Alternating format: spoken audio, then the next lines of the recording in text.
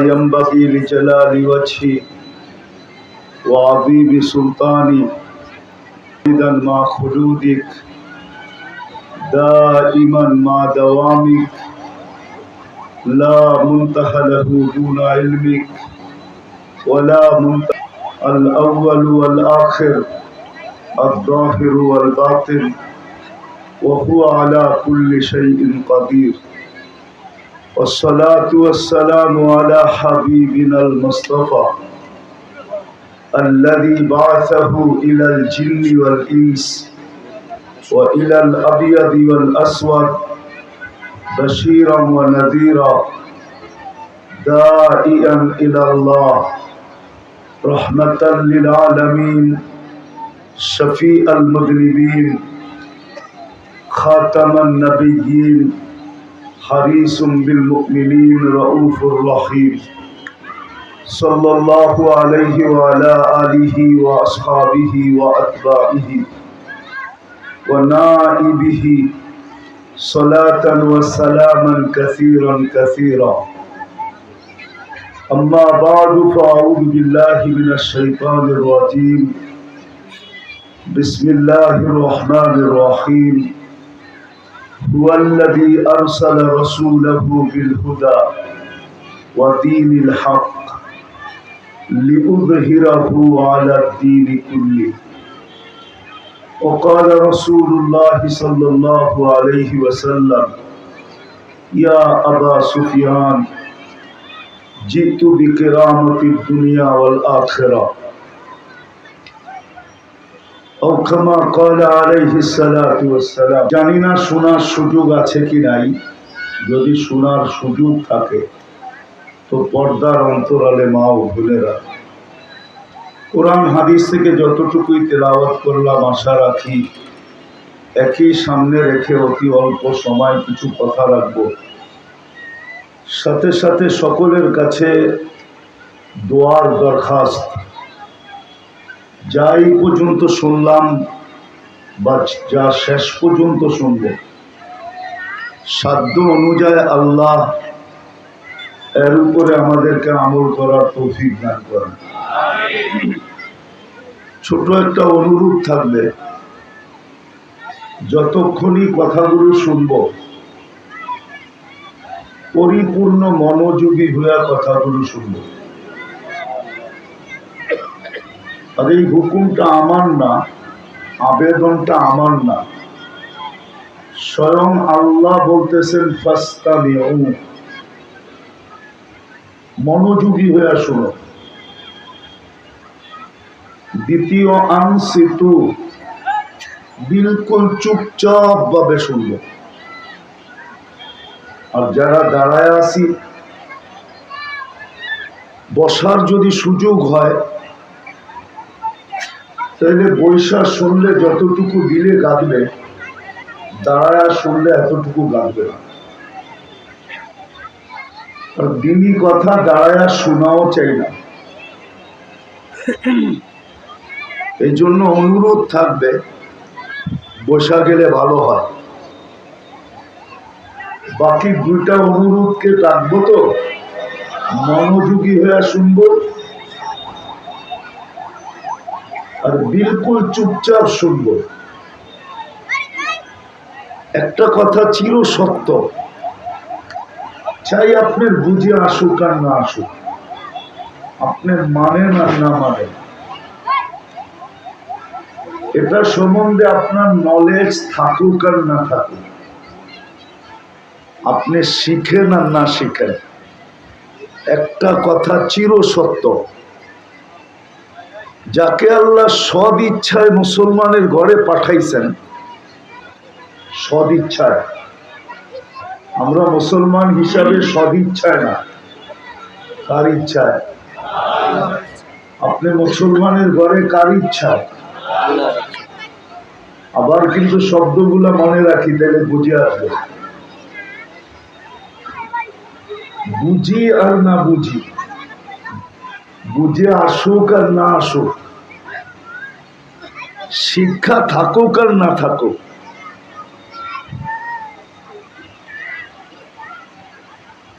যাকে আল্লাহ সদিচ্ছায় মুসলমানের ঘরে অস্তিত্ব দিয়েছেন। কেননা মুসলমানের ঘরে আপনার আমার ইচ্ছায় না, আল্লাহর ইচ্ছায়। আপনার আমার সিলেকশন না, যে আপনি পছন্দ করছেন আমি মুসলমানের ঘরে আসব। আজকে যদি আল্লাহ ইচ্ছা স্বাধীনতা দিত, তো আমার বিশ্বাস বর্তমান প্রেক্ষাপটে একজনও মুসলমানের ঘরে আসতে চাইত না। বলতো আমি তো উন্নত দুনিয়ায় যারা আছে ওদের ঘরে জন্ম নিব, ঠিক না? রাগ হয়ে যাবে কিনা হুজুররা আবার জানি না। হুজুর ঘরেও যদি ইচ্ছা স্বাধীনতা দিতেন, কেন তখন তো হুজুর থাকতো না, ঠিক না? আজকে না হুজুর, কিন্তু ওই দিন তো হুজুর ছিল না, ছিল নাকি? মনে হয় হুজুরও মনে হয় ইসলামের ঘর পছন্দ করতেন না, আমিও করতাম না। মনে হয় এটা তো আল্লাহর ইচ্ছা, আল্লাহর সিলেকশন, যে আল্লাহ সদ ইচ্ছায় মুসলমানের ঘরে অস্তিত্ব দিয়েছেন। এটার পিছনে বিরাট একটা পুরস্কারও রাখা আছে।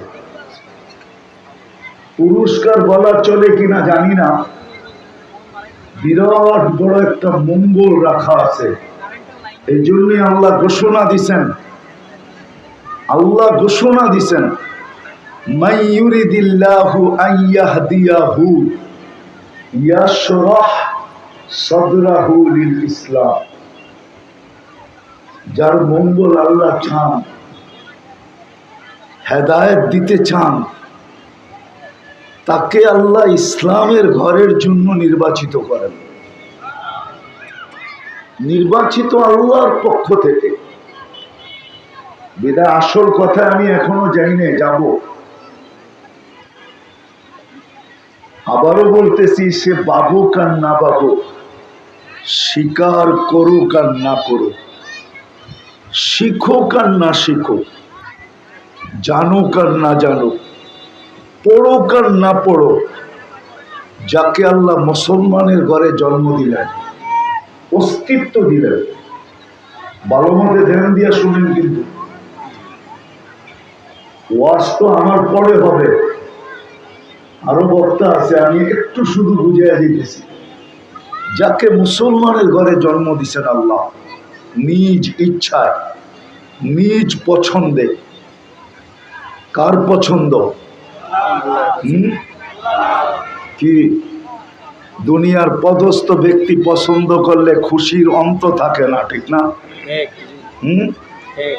কি দুনিয়ার কোন পদস্থ ব্যক্তি যদি কাউকে পছন্দ করে, তাহলে ওর তো খুশির অন্ত থাকে না, ঠিক না?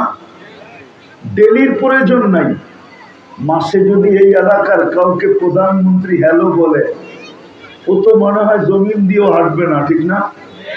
হ্যাঁ, মনে হয় ছাদের উপর দিয়ে হাঁটবে, ঠিক না?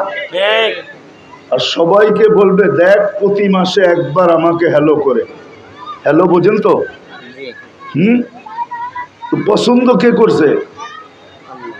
আমাদেরকে পছন্দ কে করছে? কিন্তু আপনি তো খুশি না।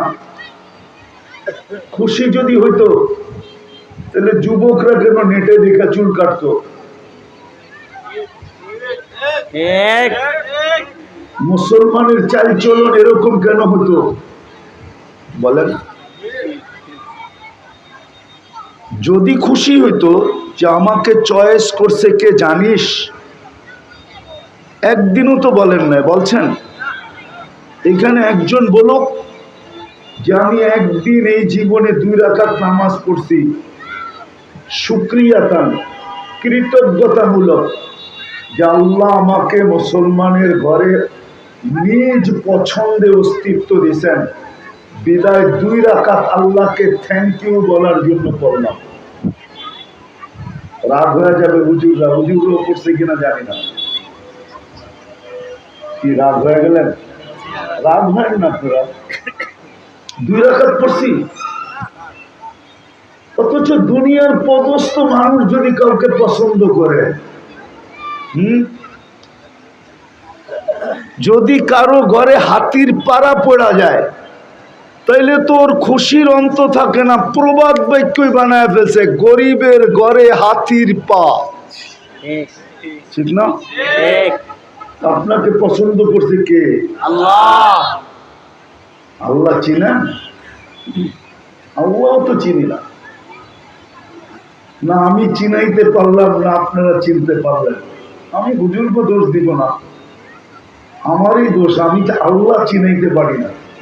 আল্লাহ যদি চিনাইতে পারতাম তাহলে যুবক যেরকম সারাদিন চুলের ভিতরে শুধু স্টাইল করার জন্য 100 বার আঙ্গুল ঢুকায়, দেখবেন যুবকদেরকে পায়ে হাত দিয়া বলি রাগ হয় না, শুধু চুলের স্টাইল ঠিক রাখার জন্য 100 বার কি ঢুকায়? আঙ্গুল ঢুকায়। আল্লাহ যদি চিনতো তো ডেলি 100 বার আল্লাহ বইলা জপতে থাকতো, বা আল্লাহর 99 নামের অর্থ বারবার দেখতে থাকতো, আর মনে মনে ভাবতে থাকতো আমাকে কে পছন্দ করতে জানিস। প্রত্যেক সৃষ্টির সামনে দাঁড়ায় বলতো। মনে উঠলো এই জন্য বলতেছি, কিতাব দেখা না চোখে দেখা।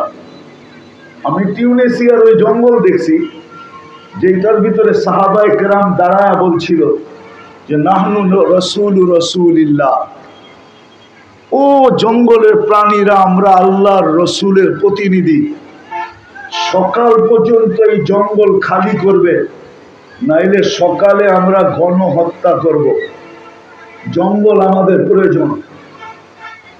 তো সমস্ত প্রাণী জঙ্গল ছেড়া দিয়া হায়াত সাহাবায় আছে, লোকালয়ের দিকে যখন ছুটতে শুরু করছে তো টিউনিসিয়া এমনি স্বাধীন হয়ে গেছে। ওই জঙ্গল আমি চোখে দেখছি।